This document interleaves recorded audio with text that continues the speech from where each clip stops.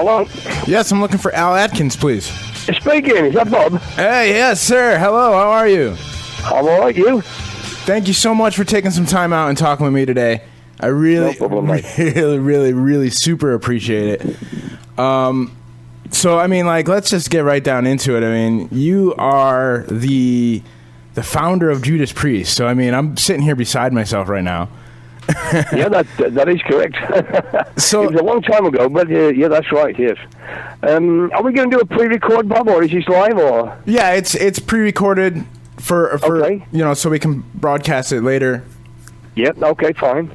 So, as far as, like, I mean, what was it like back then compared to now? I mean, give me, you know, I'd be remiss not to ask about, you know, the past and what it was like back then. You know, take me on a little history lesson, on a little journey about, you know, those. Well, I can take it back to the Birmingham in the late 60s, because Judas Priest, well, I formed Judas Priest in 69, actually. Not long after Black Sabbath, they'd come out in 68 in Birmingham. They were called Earth, very bluesy, rocky band, the same as everybody was around that particular time. Everybody was doing that sort of thing, you know. Right. But Black Sabbath came out in 68. Then a friend of mine from West Bromwich, the town I was born in, I came brought up in, was a guy called Robert Plant. And in 68, he formed Led Zeppelin with Jimmy Page. So very exciting times indeed. It was like there was a lot of sort of, I don't know what you'd call it, like industrial metal or whatever it was, because where we come from in the Black Country, you know, there's a lot of factories and foundries and places like this, you know, steel companies, and it's a very gloomy place. And I think this is where the actual metal sort of came from, you know. There were some good bands around, like Deep Purple were out, and they were kicking some ass, you know. They're a fantastic band. But I think the actual heavy metal was like sort of born here with Black Sabbath, and then Priest was the year after. We were still doing the rock stuff, you know, where it was called like heavy rock. Right. Before the metal tag came along.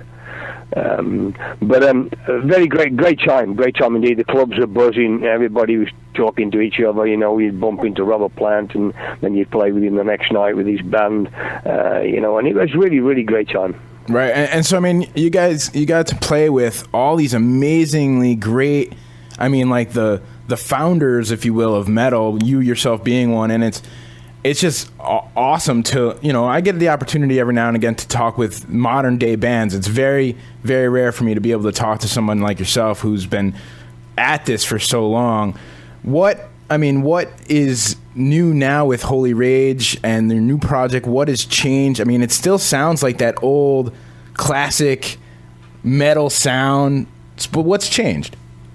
And I think the actual sound of everything is a lot better than it used to be. Yeah, most it must definitely. have sounded pretty awful back then, but you know, the quality of everything now, the production, the sounds of everything has changed. But I don't think the music's changed that much, really. You know, right? From my point of view, anyway. I mean, we've gone all through the changes in sort of grunge and, you know, death metal and all that sort of thing. You know, we've gone all through these sort of things. But at the end of the day, I think we're, like with my band in particular, they're still doing like classic British rock, you know, classic British metal, whatever you want to call it. Right.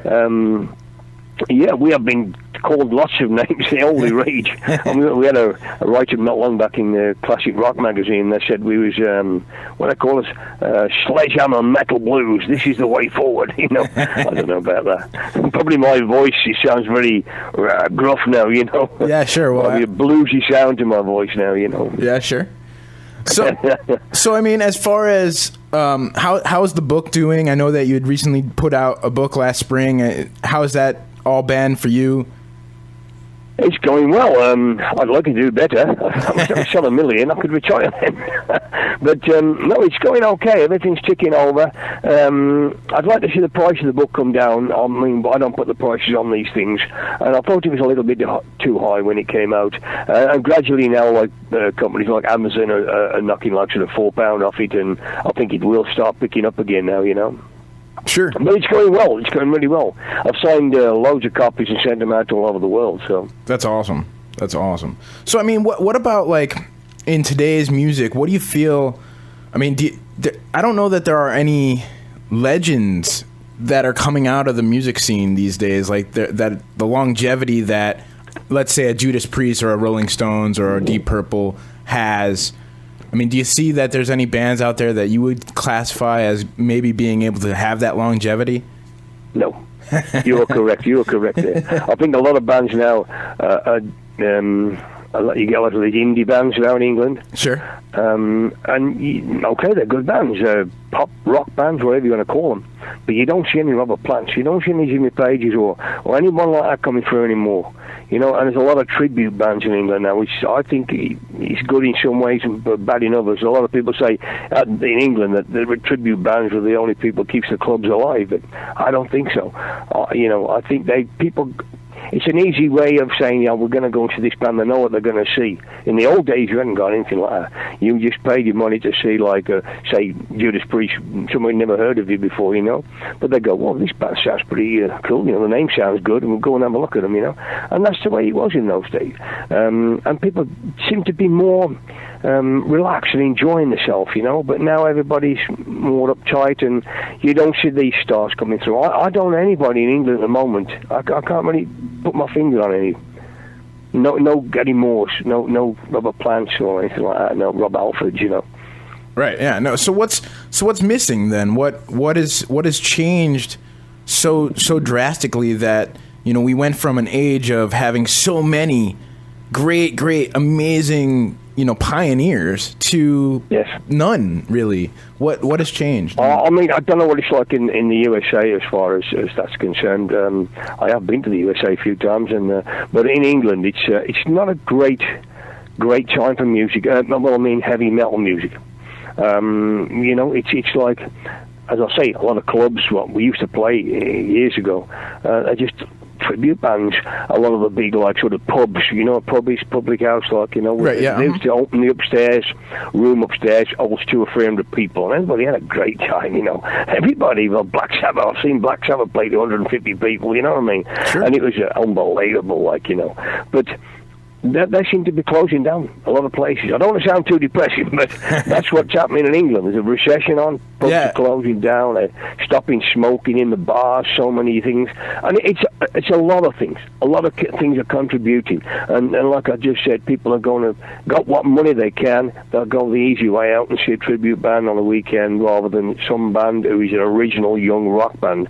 Oh, don't know about that, but I think I'll spend my money on this Thin Lizzy band, you know, whatever. I'm not knocking them. They're good bands, some of them. But it's not doing the industry any good at all. They're not really pushing the young bands. They've got nowhere to play. They're struggling. They're playing for nothing. And that's what's happening in England. And I'm hoping, and I'm trying to do something about it myself, as well as this guy I've just met. And we're trying to push the young bands in Birmingham especially, to try and play again. So we're playing one of our first gigs now with my new line-up band. We're playing in March, and the first thing we do, we put a young band on, and if they sell tickets, they'll make some money, but they're just happy to play. Sure. And so they'll be kicking off the set. We'll come on next, and then a Scottish band, Gun, they'll come on. They're headlining that on tour. So we're trying to give young bands a break. Well, yeah, and I think that's mighty important. And I know here in the States, I mean, it's pretty much the same as what you're describing there in the UK.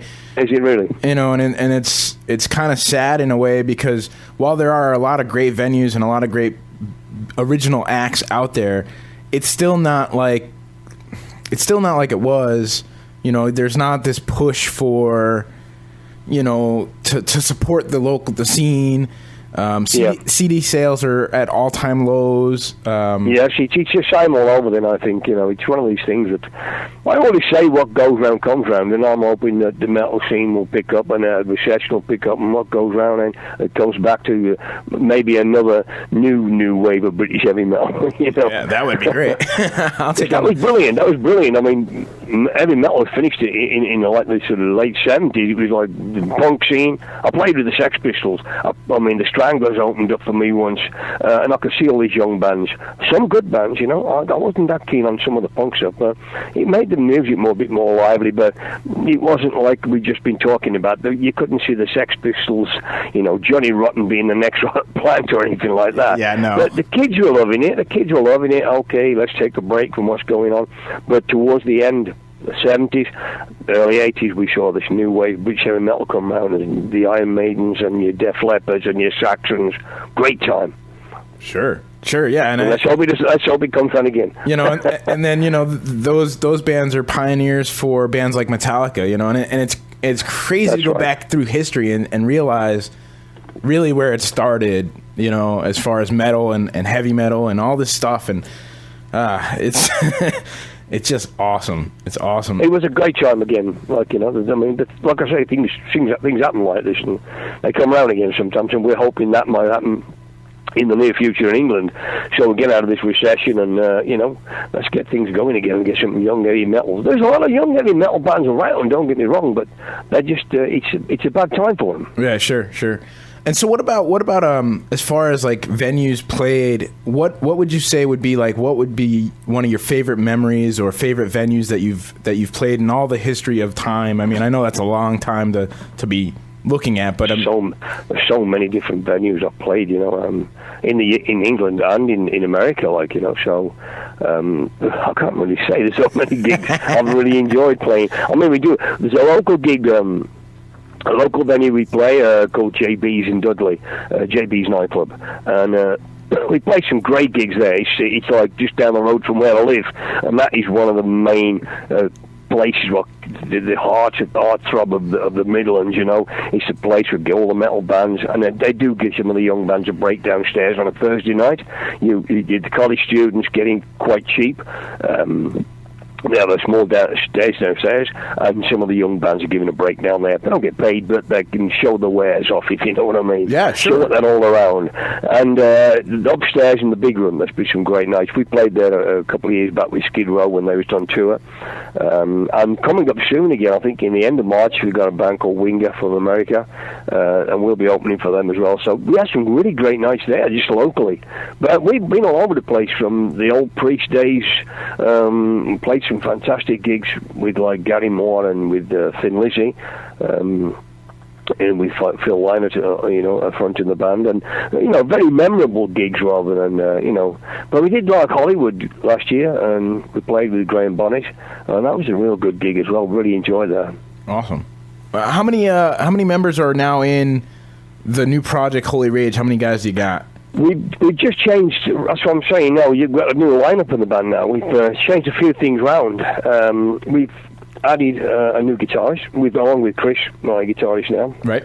A guy called Vince O'Regan, and he's a great guy. He's a great asset to the band because he owns his own studios as well. So that's where we're recording the new album at the moment.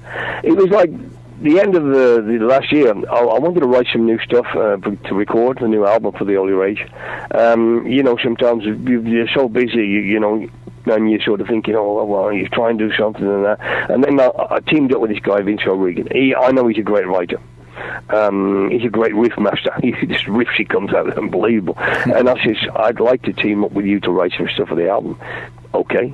And then we had another band, local band called Abigail's Mercy, and the bass player out of them is a great singer as well, this Steve Mercy. I hate him. He's got really long hair and he's a good-looking guy. I could kill him. But anyway, he's a fantastic bass player and singer. And he was helping me and Vince put some songs together for my band. Right on. And all of a sudden, they said, we want to join your band. And I went, hang on a minute, this was supposed to be a songwriting project.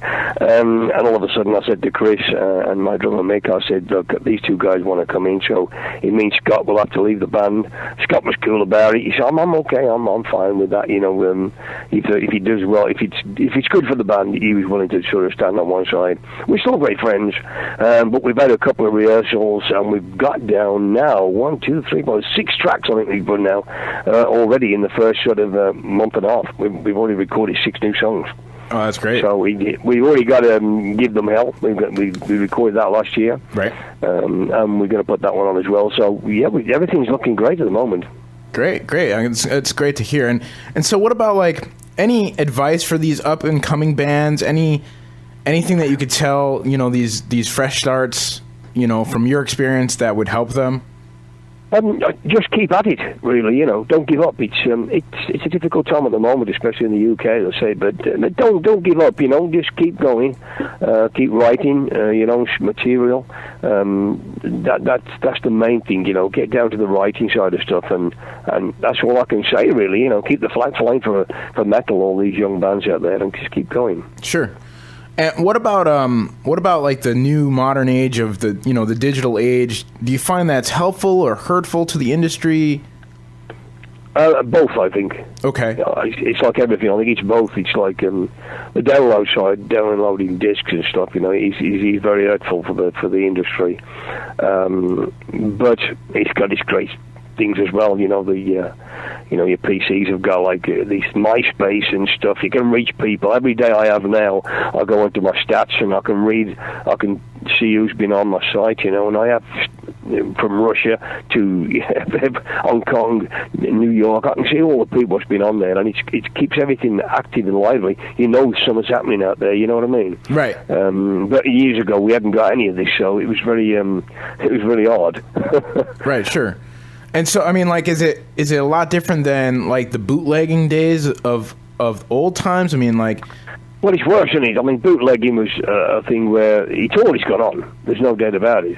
But I think now it's much easier to download stuff, Sure. Well, yeah, it's instant. Who can make a bootleg? You need all the equipment. You need all the stuff to do bootlegging, Okay, if you're going to just do cassettes, like the old cassettes, Sure, yeah. But now downloading is you just click a button and you can just rip people off who try to make a living out of it. But it's, you have to live with it. Yeah, well, sure. Do you think that it's time for the modern music industry to change, to reflect what's going on in the with the digital age? Or yes, I do, but what they can do about it is another thing. I don't know. Some people have had the sort of wrist slapped over it. Some companies, Napster and all these people, but I don't know how they're going to stop it, really. Right. Yeah, no, I don't know. It's inevitable, so it's kind of like, for me, I feel that they need to look at that and see. What do you think of bands like Radiohead or Nine Inch Nails who put out albums for free now on the internet? Is that good or bad? And now we're opening up a whole different can of worms. Giving them away free? I don't know, man. I don't know how people can survive doing that. Right. I don't know. I wouldn't. We all need to make money. We need to live. We've got to feed the kids. Sure. You go out gigging. I know it's always been difficult, but a lot of bands used to make the money just from merchandise, record sales. I know Judas Priest went out. They went on the road and a few years back now. You got like 3 or 4 trucks. You got all the road crew. You got everything. Hotels to find, food to find, paying all everybody. And at the end of the day, they make so many $1 million, and at the end of the day, they got 50,000 quid. And you go, that's all they've made. But they made like 3-point-something million in merchandise, which was selling CDs, and T-shirts, all that. So if they're doing that and they're not selling CDs as well, there's no hope for anyone. Right, yeah, I know. If they're giving the CDs away, you know what I mean? Yeah, absolutely. No, and that it's just, it kind of worried me a little when I started seeing more and more bands are going in that direction, and I just wonder if it's because, at least here in the U.S., I know artists aren't making a whole lot of money per CD. And I think maybe it's a touring issue where they're making their money from the tour, from the merch, T-shirts and such. Yes. That's the only way they do make money. A lot of bands do now. Yeah.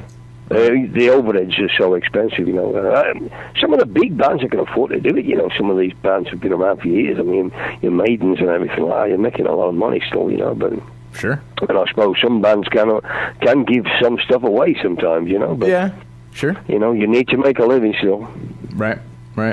And so, is it, as an artist, is it difficult to maintain the ability to make that living? I've been very fortunate with the songwriting side of things, so a lot of bands have recorded songs of mine, so it's kept me ticking over in that respect. Right. I don't have to work but I think some bands would struggle. Sure. Have you done anything else besides music, or has music been pretty much your livelihood for the good duration of your life? Like, music's been my life. Sure. Yeah, I mean, I have worked, but it was one of those things where you have to sometimes when times go hard. I mean, the reason I left Judas Priest in the mid '73. I mean, I started the band in '69. I left in mid '73. The reason why was because I was the only one married with a little kid to support. Yeah. And we just been talking about, we didn't have a record deal, and we were a lot of overage in the band. The bigger we was getting, the more roadies you took on, the more people had to pay, and we just wasn't making the money. So that was one of the times that I did go to work.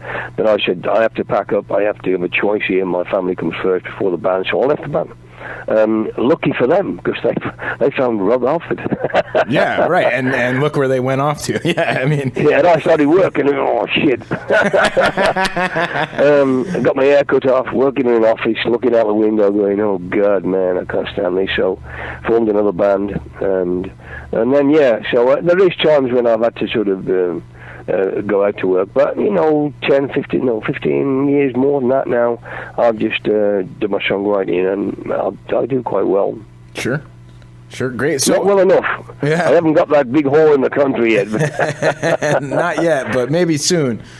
No, I don't think so. But I don't look for that now. I look for the quality of my life and my family now I've got, and I'm there for the kids all the while. And we take over and go on holidays and stuff like that, and it's good. But I'm not bothered about making a fortune. I mean, we always like to make a little bit more, but I just still like doing the music, and I don't know what I'd do if I ever stopped. Every year I say, this is my last year. I'm not going to do any more now.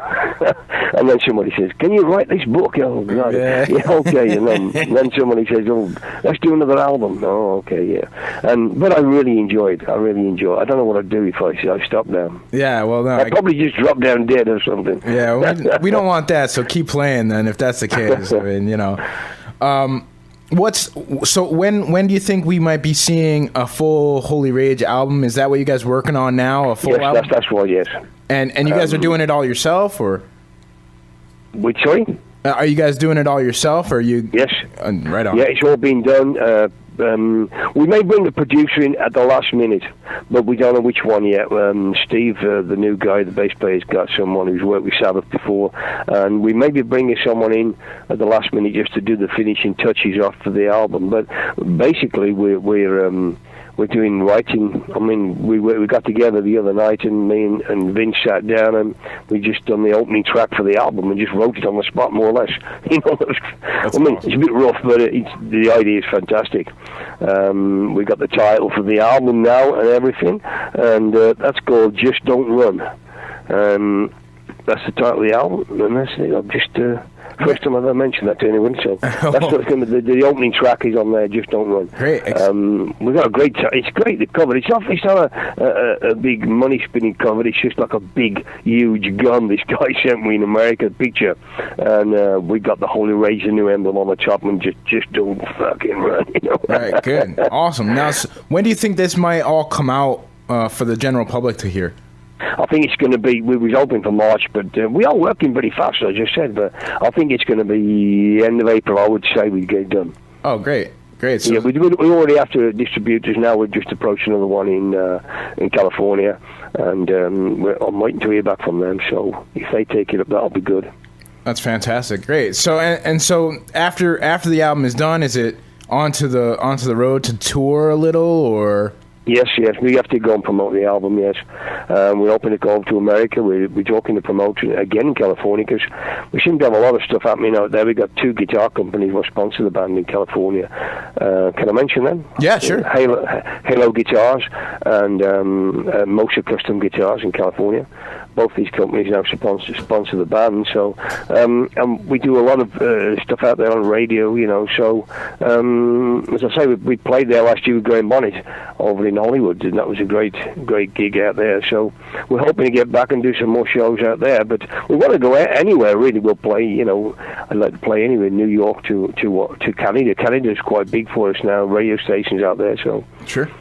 And so the distribution is going to be through a company, or is that what you guys are looking for? Well, we're going to get it done, I think, just like sort of get somebody just to distribute it for us. This is, again, going back to what we've just been talking about. I mean, there's no big record companies, there's no record company offering big deals now, like 4-year contracts like the old days used to be, You get a 1-year deal if you're lucky, and then they give you an advance. If you can do it yourself the way we're doing it, this is a great way of doing it. Sure.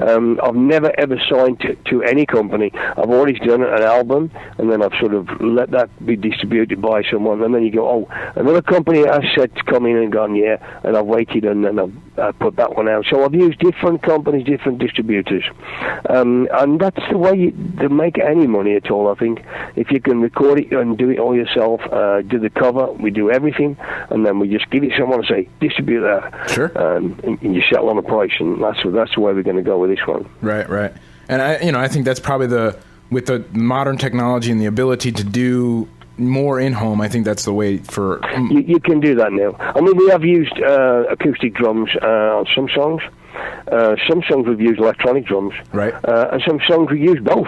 So, but it's a very electronic age now, and you have to go that way, I think, Unless you're a band like, say, Maiden or Priest or whatever, and they can afford to go to the south of France and sit there for weeks on end just writing stuff, and we can't do that. Sure. I guess the only last little question here that I have is there any? What is the influence for this record? I mean, where are you guys pulling your musical tastes and genres, and what are you looking at as saying this is what we want to kind of like? I like this sound, and I like this sound. Let's try to use it. I tell you what I like. I like some of the new, more modern sort of metal that's going on now. The big chord but we're using that now. We use 7-string guitars, detuned. You get that big sound. Sure. And I like that. I like that dirty big sound, driving. That's the way I would like to go forward with what we're doing. And Vince has got some other ideas because he's brilliant at doing harmony guitars as well. So we're actually mixing. Some stuff sounds very much like Judas Priest. Some stuff sounds like Metallica, but with my voice, they don't sound like anything. Right.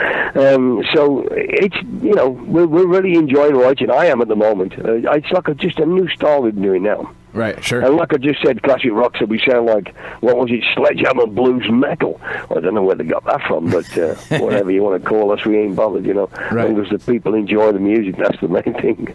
Great. Hey, Al, thank you so much for your time today, okay. man. I'm going to keep on plugging this album, and I really can't wait to hear the new stuff. We'll keep playing the stuff that I do have, and, when you guys do get down to coming over to the States, hopefully you are in the New York area so I can come and see you, because that would be awesome. I would love to. If you know anyone who promoters or anything out there who'd like to put us on some shows, just drop our name out, please, Bob. Yeah, no, I definitely will do that. I will. I'll talk to some people right away and see what I can get. This way, and get you connected with some people down this way. Okay. Hey, thank you so much, Al, for talking with us, and I'll get this sent over to you right away. Okay, thanks, Bob. Thanks for having us on there, man. Thank you, sir.